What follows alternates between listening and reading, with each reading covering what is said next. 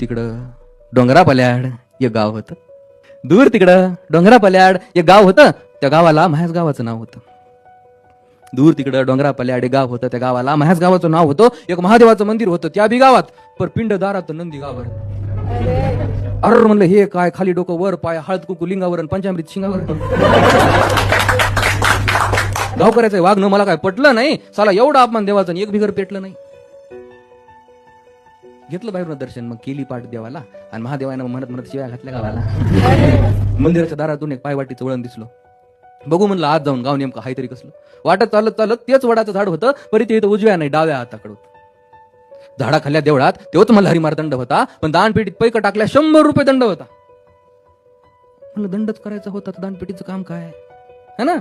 म्हणलं दंडच करायचा होता तर दानपेटीचं काम काय. तेव्हा समजलं आपण फक्त चिठ्ठी लिवायची, दान द्यायचं काम देवाचं आहे.